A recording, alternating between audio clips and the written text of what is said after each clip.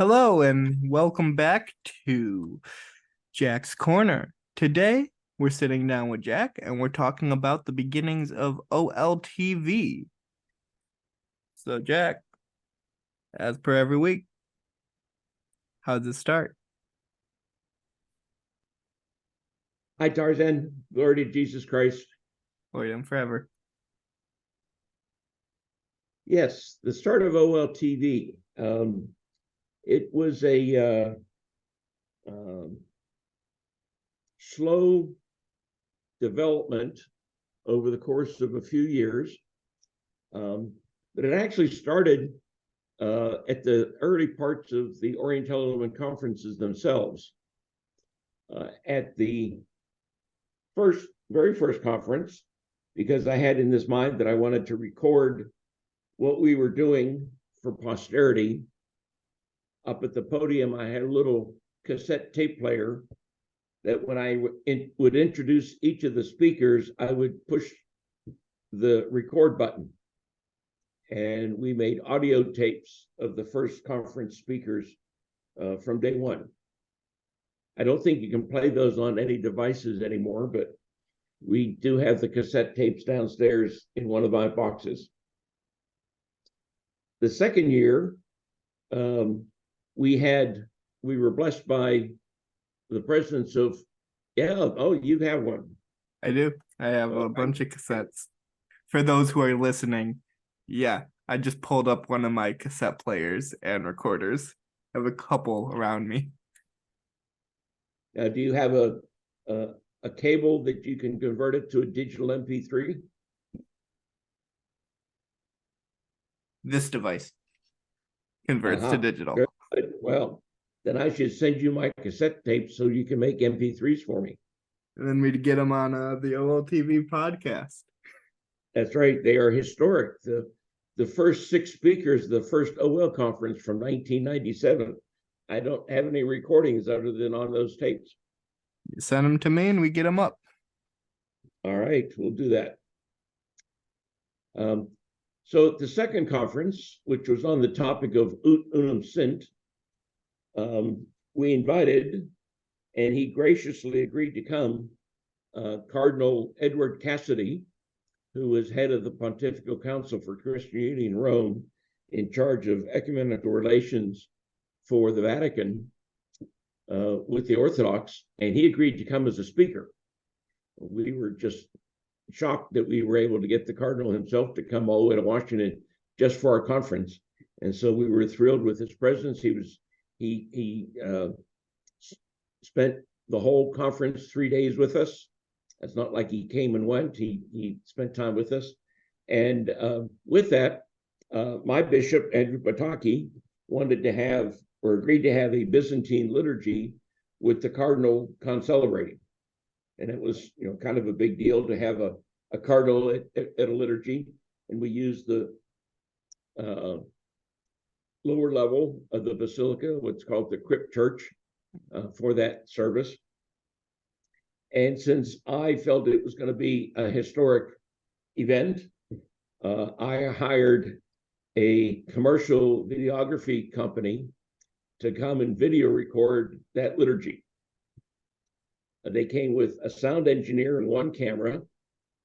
Did a good job for only having one camera, but it cost $2,500 for that liturgy, and then we did the same for the Orthodox liturgy, another $2,500.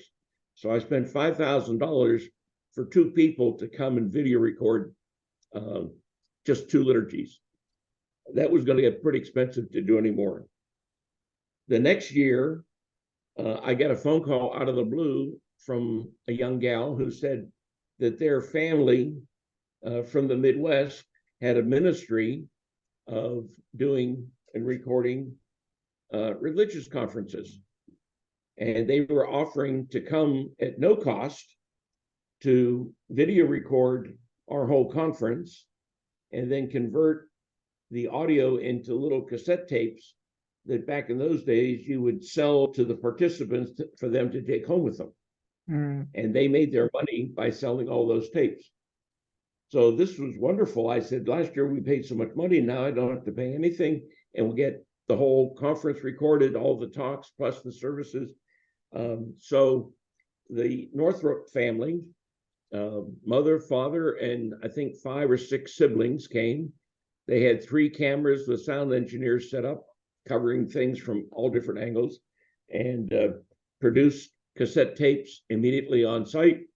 And then for those videos that we got orders for, they would then make cassette VHS tapes for me using the multi-cameras and whatever video editing software that Mark Northrop had at the time. Remember, this was about 1999 by the time this happened. So the computer software that we use today, I don't think existed.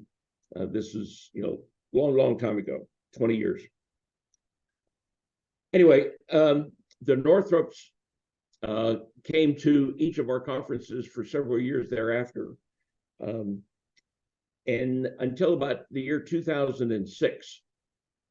And it was going to be the 10th anniversary of Orientale Lumen. And I had written to the Vatican, and the new head of the Pontifical Council, Cardinal Casper, agreed to do a short greeting to the conference for its 10th anniversary and to video record it. Likewise, His All Holiness Patriarch Bartholomew himself agreed to record a greeting for the conference. I thought that was pretty special. So rather than hiring somebody, I'm the kind of person who, if I think I'm going to be doing something on a regular basis, I just learn to do it myself. So I went out and I bought my own first video camera with the intent of going to Rome and Istanbul to record those greetings myself. And then we would play them back at the conference that we were going to hold in Washington. That first camera, I think I chose to go with the Sony lines. They seem to have the best, most capable handycams. And the first handycam I started with had, as its recording device, a mini DVD inside the camera. You were recording on DVD. Yeah, recording on a little mini DVD that was inside the camera that was only about 3 inches diameter instead of 6. So it was half the size of the DVDs we have today. And so it was small enough that the camera was built around it. So the camera had this sort of circular shape to it, along with the lens and everything else. And I made the trip just for literally a 7-minute greeting from His All Holiness all the way to Istanbul, and then back and then to Rome to record a 7-minute greeting from the Cardinal in charge of ecumenical relations. Things like that with the Pope were just not done, and so we didn't even ask. But His All Holiness supported Orientale Lumen from those early days, and I was so very pleased that he agreed to do such a interview with us. Yeah. So at the 2006 10th anniversary conference, I played those 2. After the conference, I got a phone call from Patriarch Gregorius of the Melkites, who was one of our patrons. And he said he would like to record a 10th anniversary greeting. Could I meet him in Montreal the next week? You got everybody just calling you, hey, I want to make a greeting. Hey, I want to make a greeting. How long was this greeting if everybody got a greeting? Oh, it was the whole thing. I mean, we only did, I think that was the third. That was the only other one we did. They're only 6 or 7 minutes each. So about a half an hour. Half an hour for the whole thing, yeah. But Patriarch Gregorius called us after the fact. The conference was in June, but he wanted to get into the archives as having given a 10th anniversary greeting. And in fact, he called me the week of Thanksgiving that year in 2006 and said, meet him in Montreal. And if you don't mind, I would like to diverge a little bit and tell a little story about that meeting in Montreal with Patriarch Gregorius. It's related to the video stuff Has and to how do with it. Go OLTV for it. came about. This is your show. It was quite curious. My phone rang and I didn't recognize the phone number, and so I picked it up, and here it was the Patriarch himself calling me from Damascus on his own personal cell phone. This is back before all the wars and everything else that are going on now. So think 20 years ago. And the Patriarch said, "Oh, Mr. Figo, how are you doing?" He had a very high-pitched French accented voice. And I said, "Oh, your beatitude, I'm so glad to hear from you. Surprise, surprise, I'm getting a call from the Patriarch." And he said, "I'm coming to Montreal. I will be there next week. Come and meet me for dinner. I want to make 10th anniversary greeting for you." Okay, your beatitude, I will see what I can do. It's kind of last minute. It's Thanksgiving week. I might have trouble getting flights, but let me see what I can work out. Uh-oh. Can you hear my phone ringing? No, I didn't hear your phone ringing. Oh, okay. Well, then you might want to cut this out anyway. I'll cut it. I'll wait there for it to stop.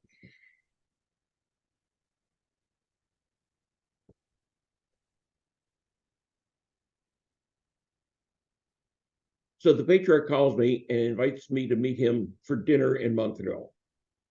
So I was able to get a flight up one night, back the next day, in time to meet him for dinner, and yet get back home in time because that Thanksgiving weekend, Archbishop Sevlod and I had already had a trip planned to go to Istanbul and Rome to meet the Pope and Patriarch ourselves.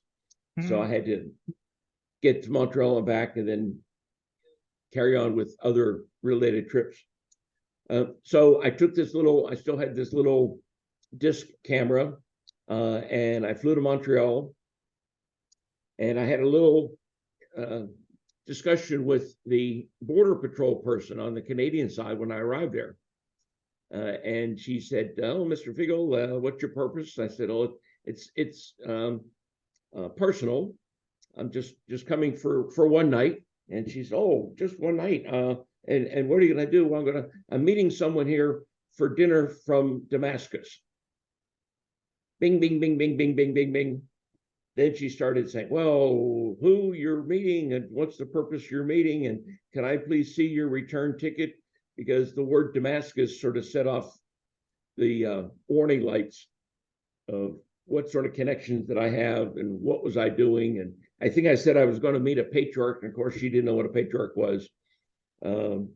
And so I had explained myself, had to dig in my briefcase because everything was electronic tickets by then, and I had to find the receipt for the booking to show and prove that I was going to indeed leave the next day. And I guess also the fact I said I was on personal business rather than commercial business, and you don't go just for one night for personal reasons. So anyway, I mean, when you're best friends with a patriarch, maybe. Yeah. So my flight arrived about the same time his did, and the local Melkite bishop met us at the airport, and we drove out to see where they were building their new cathedral, which is why the patriarch was coming. Then we went out for dinner, the bishop, the patriarch, and myself, at a restaurant, and then went to the bishop's residence to stay. And he had two guest rooms. One was for the patriarch, and the other was where I slept. The next morning, we got up very early, had a liturgy, and then at breakfast, the patriarch said, "Okay, let's go make the recording." So we found a separate room, and I set up the camera and turned it on, and he gave a short 5-minute video recording of his congratulations to Orientale Lumen for 10 years of conferences. And then I went to the airport, got on a flight, and flew back to Washington. So that's how I got the first 3 anniversary greetings and my first foray into doing video recording. Was in 2006 with a little disc camera.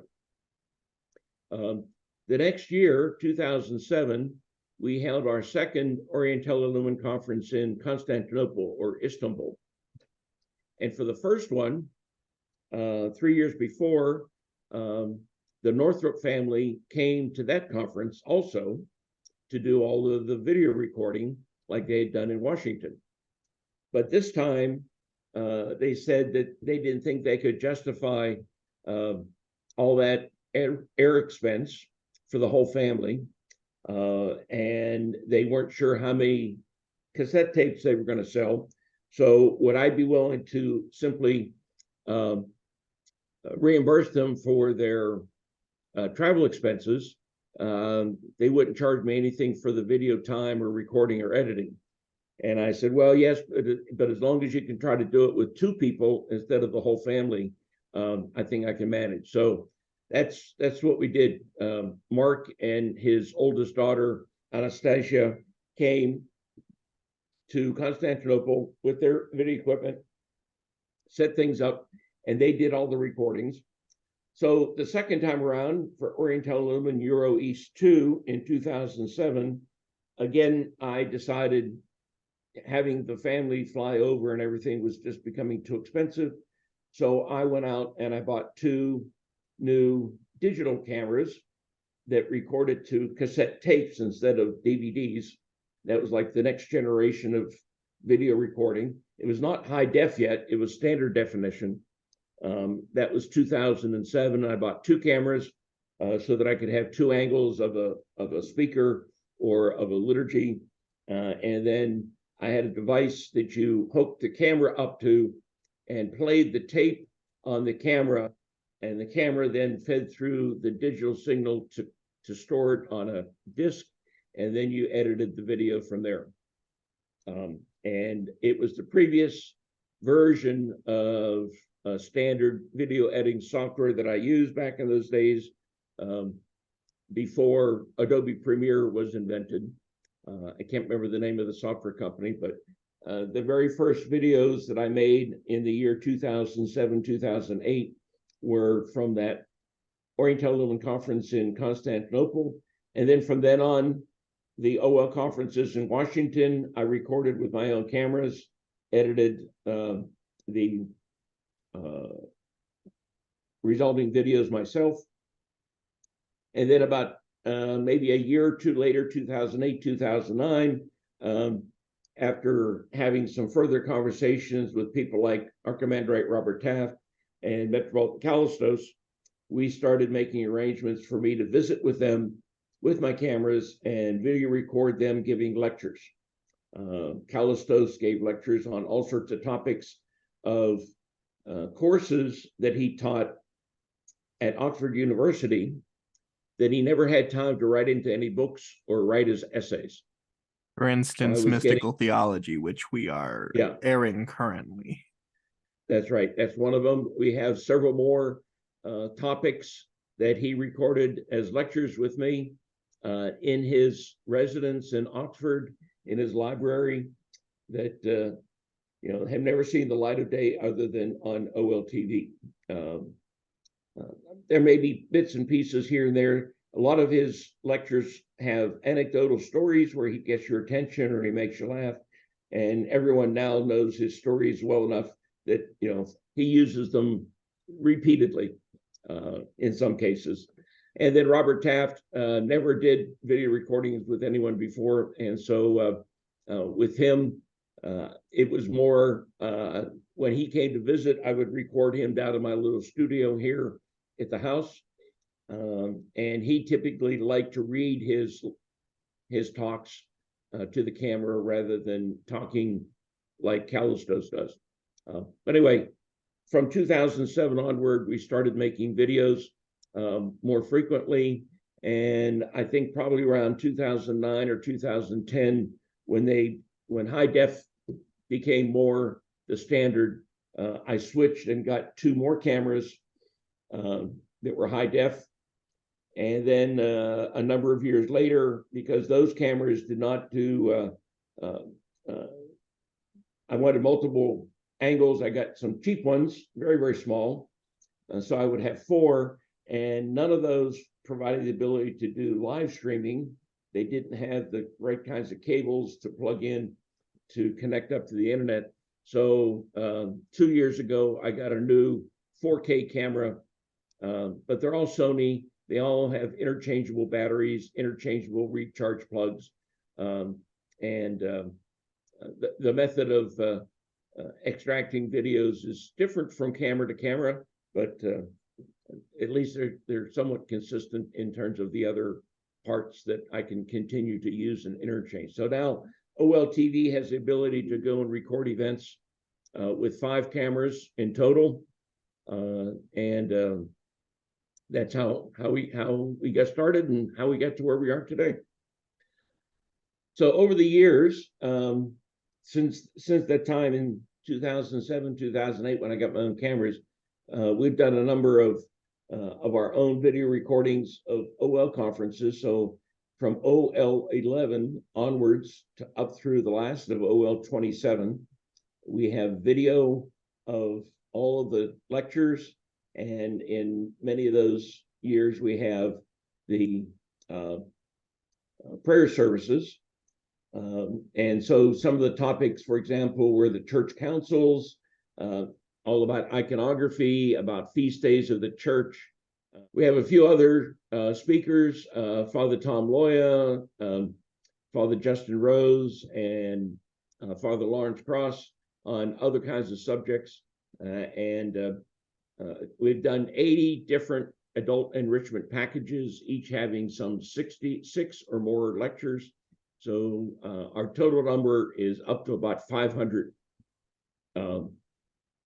lectures and or liturgies that we've recorded over the last 15 years or so. Well, that's a lot of stuff for people to get. It's a lot of stuff coming down the pipeline, it looks like. Well, and I'm so very happy that I was inspired to do this, because now we've captured not only the content of people like Callistos and Taft, but also their personality by recording them on video. Mm-hmm. Especially Metropolitan Callistos, who has a way of turning a phrase and saying something that really keeps your attention. And he's just a very, very excellent educator that just knows how to teach people things. Yeah, I told a while ago, I told a couple of my friends that the podcast was out, and that Callistos Ware was the one starting the whole series that we're having out. He's an Orthodox kid, and when he heard Callistos, he's like, in recording, I was like, yes. He's like, oh, I can't wait to listen to it. I'm like, nice. Yeah. So to put a little plug in for our stuff. There's lots and lots of Callistos recordings out there, but I think some of the ones that I recorded with him in his study, with his notes from his lectures at Oxford University, are unique and special. And so I think it's going to be wonderful when we have them available on our podcast, both in terms of talking about them on Jack's Corner as well as the OLTV podcast itself, that we're now making available to people. So I think another pitch for ourselves about this is the fact that these don't exist outside of the OLTV, outside of the Orientale Lumen network. So you're not going to get it on any other YouTube channel, any other thing that doesn't say Orientale Lumen or OLTV. That's right. It doesn't exist outside of us. Yep, exactly. Yeah. So I think that's a benefit for anybody who wants to listen to Callistos at stuff that he's not said specifically before, not recorded, not anything. So yeah, I think that's cool. And that includes not only the lectures that he and I did one-on-one, but his participation in the OL conferences over the years. Mm-hmm. Those are all unique, and we had unique topics. I would just add that it was such a thrill for me for a number of years in a row. we would schedule for me to go visit with him to make a recording during the Lenten fast. And so I would fly to London and drive to Oxford, typically on a Thursday. We would record all day Friday and Saturday, 6 talks or thereabouts. I would go to liturgy with him and not receive communion, of course, because he was in an Orthodox church. And then Sunday afternoon, I would get a flight home and come back to Washington. And so I would spend 3 days with him and sit and listen to 6 talks. And I figured that was as good a retreat as I could get anywhere else. Listening to him for 3, 4, 5 hours like that was just incredible. So I'm excited to show everybody what we have and have everybody able to hear these things for the first time in 20 plus years. Yep.